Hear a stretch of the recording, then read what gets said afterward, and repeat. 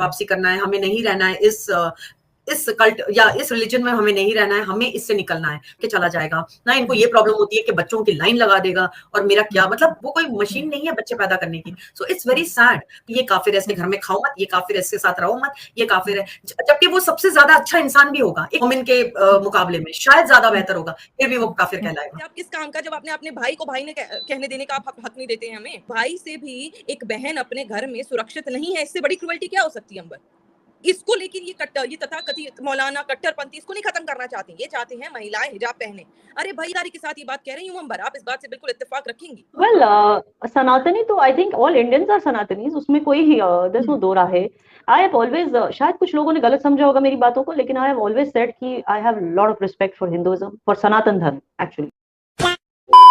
जय हिंद दोस्तों, जय श्री राम। तो क्यों आज भी सब पूरा का पूरा जो सनातन की तरफ झुका जा रहा है, क्यों है ये भाई सनातन इतना अच्छा? तो पाकिस्तानी जो यूट्यूबर्स हैं वो सनातन के बारे में आज चर्चा क्यों करिए, वीडियो में आप लोग देखेंगे। आप लोग क्या कमेंट सेक्शन में रखे, वीडियो शुरू करते हैं। मैं ये कहूंगी कि सनातन धर्म जो एक है, इट्स अ वेरी लिबरल, एक लिबरल आउटलुक है। तो आप अगर देखेंगे कि हम इंडियंस तो हैं ही, हम सनातनी तो हैं ही, लेकिन अगर आप आउट ऑफ इंडिया देखेंगे, बहुत सारे लोग इसको अपना रहे हैं। ये बड़ी अच्छी बात कही आप। हम देख रहे हैं और वीडियो पे जिन पे हम रिएक्ट करते हैं उसमें भी ये दिखाई जा रही है कि स्पेशली जो मुस्लिम लड़कियां हैं उनकी जो है घर वापसी का फिर से वो एक चीज सिलसिला शुरू हो गया है। तो मुझे लगता है ये ट्रेंड बन गया है या फिर मुस्लिम लड़कियों की मजबूरी बन गई है। ना ये मजबूरी है ना ये ट्रेंड है। मतलब मजबूरी, कोई आपको घर से निकाल कर तो नहीं कह रहा है कि आप आओ, और आपको जबरदस्ती कोई नहीं कर रहा है कि आप आओ और घर वापसी करो।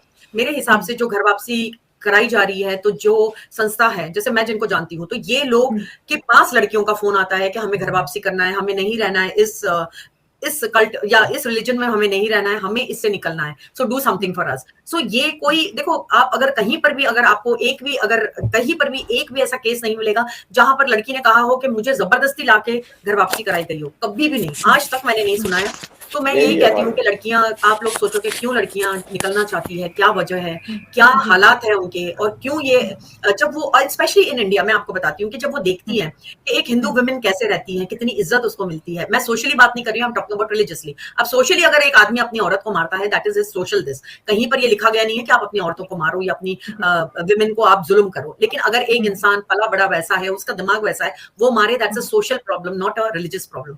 तो जब ये वुमेन ज्यादातर, आई थिंक 90%, 95% जब ये देखती हैं कि इनको कितने अच्छे से इनके हस्बैंड्स रखते हैं, ना इनको कभी प्रॉब्लम होती है कि इनका हस्बैंड इनको छोड़ के चला जाएगा, ना इनको ये प्रॉब्लम होती है कि बच्चों की लाइन लगा देगा और मेरा क्या मतलब, there are so many fears in a women who is a Muslim, to tell you very frankly. तो ये सब देखती है, तो कहीं पर मुझे लगता है इनको भी लगता है that why are we in this. मैं सोचती हूँ कि अगर ये लड़कियां, there is no trend as such, ऐसे कोई ट्रेंड नहीं है कि भाई ट्रेंड हो रहा है तो लड़कियां, लेकिन वो एक ट्रेंड में बही जा रही है, बिल्कुल भी नहीं। आपने विमेंस की बात की, शादी के बाद भी बहुत से मसले होते हैं जो कि धर्म या रिलीजन से रिलेटेड होते हैं। जैसे अब हमारे रिलीजन में कहा जाता है कि एक बहू पे ये फर्ज नहीं है कि वो सास और ससुर की खिदमत करे, और ना ही उस पे ये फर्ज है कि वो शादी के बाद अपने सास ससुर के साथ रहे। वो बेहतरीन फैमिली वही होती है जो शादी के बाद सेपरेट हो जाए, यानी वो बेहतरीन शौहर वो है जो बीवी को लेके सेपरेट हो जाए। तो सास ससुर की खिदमत करना हम पे फर्ज नहीं है, लेकिन वो हस्बैंड जबरदस्ती करवाएं तो वो अलग से बात है। तो जो सनातन धर्म है उसकी टीचिंग क्या कहती है लड़कियों को आफ्टर मैरिज ससुराल में कैसे सेटल हो, या अलग घर को ये धर्म सपोर्ट करता है? ये नाफरमानी में तो नहीं आता माँ बाप की कि वो अलग हो गए? क्या होगा? मुझे लगता है कि अभी ये, चलो अब ये जिंदगी अब ऐसे हो गई है कि लोग शहरों में दौड़ रहे हैं अपने गांव को छोड़कर, तो कहीं माँ बाप वहां रह जाते हैं। अदरवाइज न्यूक्लियर फैमिली कभी भी, मतलब हमारे यहाँ प्रमोट नहीं होता था पहले से ही।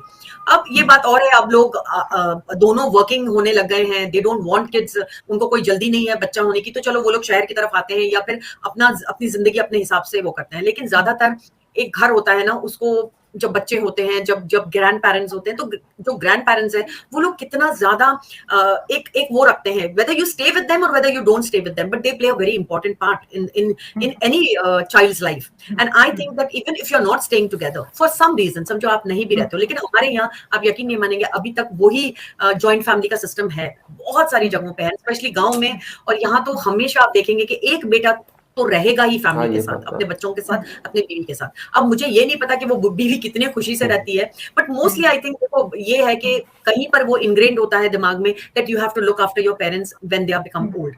अभी आपका ही मैं शो देख रही थी, उस पे आपने भी कहा कि हम चाहते हैं कि हिंदू राष्ट्र बने। मैंने बहुत से लोगों से इसकी डेफिनेशन पूछी है, मैं आपसे भी पूछना चाहूंगी कि हिंदू राष्ट्र क्या है। मतलब हम एक इस्लामिक कंट्रीज हैं, तो हमारे यहाँ पाकिस्तान में सारे राइट्स मुस्लिम को ही है, नॉन मुस्लिम को कोई अच्छे खासे राइट्स है नहीं बेचारे। कभी आपके कंट्री में आ रहे हैं, कभी वो यूरोप जा रहे हैं, भागते फिर रहे हैं। तो अगर हिंदू राष्ट्र बन जाता है तो उसमें माइनॉरिटीज के साथ कैसा बिहेव होगा, और जो मेजोरिटी में है उनके पास कितनी पावर्स आ जाएंगी? जी हाँ, अभी अगर आप देखेंगे कॉन्स्टिट्यूशन, हमारा जो कॉन्स्टिट्यूशन है उसको ये लोग मानते नहीं है, बिल्कुल भी नहीं मानते। अब हम जितने सनातनी है या हम जितने इंडियंस है, वी कीप कॉन्स्टिट्यूशन सबसे ऊपर हम रखते हैं, क्योंकि रिलीजन इज इन योर, जैसे हम अपने घर तक अपना रिलीजन रख सकते हैं। Once you go out in the society you are just an Indian. मैं ऐसे सोचती हूँ। हिंदू राष्ट्र मैं बहुत ज्यादा प्रमोट करती हूँ, और मैं बहुत ज्यादा लोगों को भी जानती हूँ जो कहते हैं, क्योंकि मैं ये सोचती हूँ शायला कि जब इतने इस्लामिक कंट्री है, जब इतने कैथलिक क्रिश्चियन कंट्रीज है, जितने फॉरेन कंट्रीज है, then why not one country that is our country, that has to be Hindu राष्ट्र। क्योंकि मुझे ऐसा लगता है कि क्यों डरने की जरूरत है, अगर कोई कॉन्स्टिट्यूशन से चलेगा तो इसमें इतना डरने की क्या जरूरत है। अब आप ये बात समझ लो कि आपको मनमानी करने नहीं मिलेगी जिस तरीके से आप मनमानी कर रहे हो। जिस तरीके से अगर आप पथरावबाजी करते हो, जब राम नवमी का जब वो जाता है, प्रोसेशन जाता है, आप जो करते हो उनके साथ, या फिर जो भी, मतलब that won't be allowed, that is for sure.